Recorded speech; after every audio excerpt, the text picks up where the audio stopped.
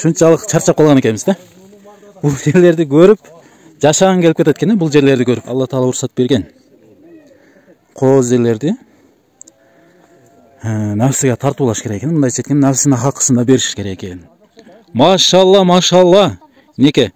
Bul Melmireкен көлдү мен телевизордон гана көрүп жүргөм. Аны орустардын киносунан көрүп жүргөм. Неке? Аллага шүгүр, Аллага шүгүр. Неке өз көзүм менен көрүп жатам. Аллага шүгүр, ушундай кооз жерди бергенге. Келиңиздер, сиздер дагы өтө кооз жер экен. Ичинде балыктар сиздерге көрсөткөнгө аракет кылайлы. Неке? Неке ичинде балыктар жүрөт, балыктар. Дагы көрсөтөбүз. Неке балыктар.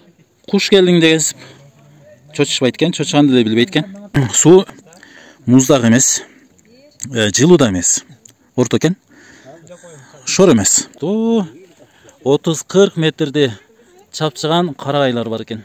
Карагайлардын арасында дагы бул жерде арчалар да бар экен. Долону бар экен. Бадалдар бар экен. Мына жапай алма бар экен. Жерде суу кайсыл жактан алып келет деп ойлосоңуздар, тей жактан мөңгүлөрдүн учу көрүнүп турат неке. Келген адамга бир текен айткысы келгенсип, мемиреп, күнгө чагылышып жата берет. Тимеле суу да бейиштеги үрлөрдөй. Деп толкун болуп турат экен. Келинчең жаңы келин болуп келгенде чочуй бергендей бул жер дагы тийсең эле чочуп турат экен. Балык кармаганга тыйы салынат дейт. Бирок көргөнгө тыйы салбаганы мага жакты. Бул жерде кеңири эле ар жерде өсөт экен да, жапайы сыяктуу эле. Эми караса кадимкидей чоңуйса керек. Башка жерлерде дагы башкача атагандар бар. Неке. Бизде болсо малина дейт, малина.